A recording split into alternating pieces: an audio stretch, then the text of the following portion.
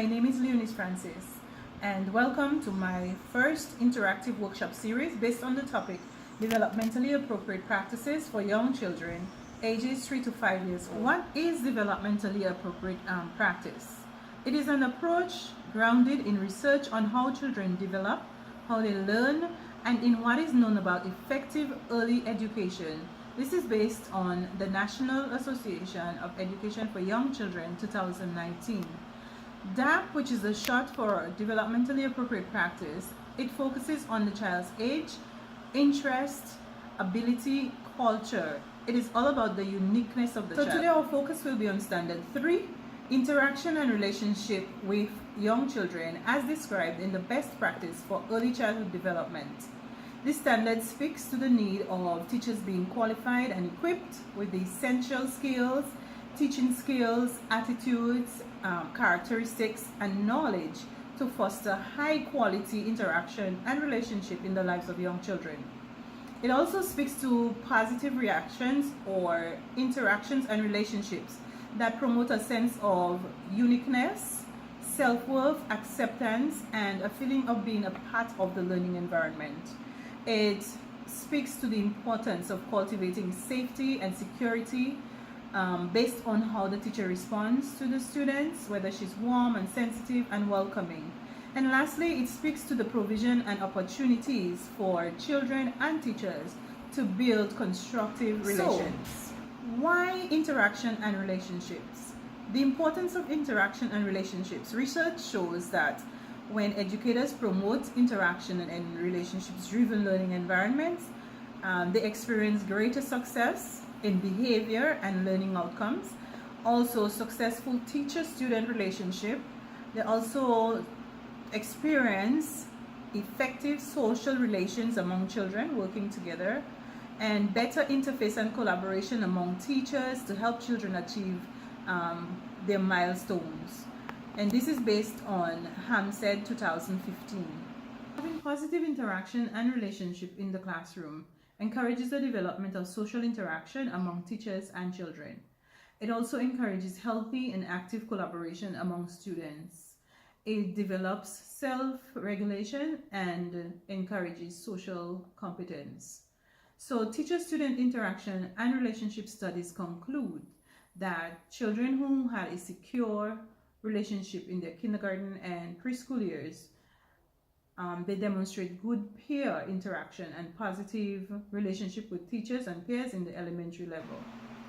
In developing interaction and relationship with young children, there are some practices we need to look at. There are inappropriate practices and there are appropriate practices. So here's a scenario of inappropriate practices. Samara is a 4-year-old Spanish girl who is new to the environment with her parents. Every morning when she arrives at school, it will be very noisy. No supervision really. The teacher is there, but she's at her desk preparing activities for the next lesson. Samara walks in, she puts down her bag on the floor, and she sits by herself. She does not know anyone as yet.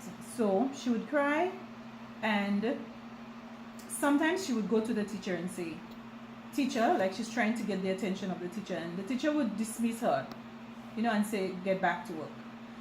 The other thing is the teacher is sitting in the corner of the classroom with her back facing the students.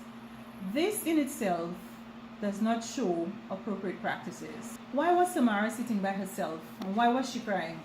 What are some of the inappropriate practices you heard in the scenario? Yes, some of the possible responses could be that Samara felt left out. She did not understand what was going on in the center. She was new to the environment and she wasn't sure of the routines. She did not know how to speak English fluently, and so she had difficulty fitting in with her peers. The teacher was not warm and friendly, and another response was she felt ignored by the teacher. All these inappropriate practices we're going to look at, they will be based on best practices for early childhood development 2008. Those where Samara did not know how to speak English. So the inappropriate practice was practice number 2 based on the best practices for early childhood development, where she ignored the religious beliefs or the cultural practices of the child or children. the teacher was not warm and welcoming, or she was not friendly. That practice, the inappropriate practices that she developed, demonstrated a lack of empathy for children's emotions, and she tends to be harsh and dismissive. And the last one is that she felt ignored by the teacher, the child. So the inappropriate practice for this is where where the teacher actually sits with her back to the children, and she was unaware of what was taking place. Some appropriate practices for the scenario using best practice. 1.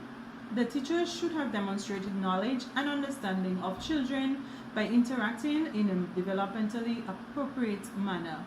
2.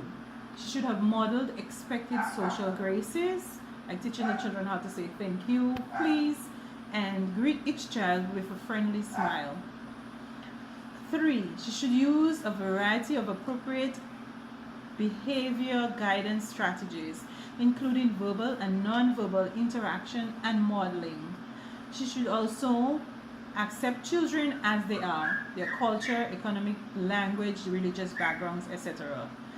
5. She should recognize, respect, and respond to the feelings of children when they're afraid, when they're sad, in joy, or whatever time. She should respect their feelings. And the last one, number 6, the teacher should position herself in the room so that she can monitor what's going on in the room and respond to the needs of the children, both indoors and outdoors. There are some activities to support interaction and relationship in the learning environment. During arrival time, the teacher can get down to the children's level and say hello and greet them with a warm smile, and also she can offer them incentives to make them feel comfortable. On the playground, she can join in the games. She can play one-on-one or join in with the teams and interact with the students. At circle time, she can have them share their experiences at home, what they did on the weekend, and sing songs that would encourage interaction and relationship. Also at story time, let them make connections and talk about their prior knowledge with the story and the text, and even act out certain parts of the story. Show empathy, read stories about empathy and show it. And at drama time, she can dress up with the children, join in their play, let them lead her and she joins in the play. In closing, according to the National Association for the Education of Young Children, 2009, developmental learning occurs in and influenced by multiple social and cultural contexts. Children feel safe when they feel secure, warm, and consistent interaction and relationships with their teachers who are responsive and sensitive to their individual needs. Let them gain knowledge and develop at their pace and rate they function. Meet them where they are. Have enough resources and materials and avoid stereotyping. You can also provide a variety of teaching strategies and interactive activities to support varied learnings and learning styles. And also, play is an effective tool in fostering interaction and relationship building among teachers, children, and their peers. Thank you for listening.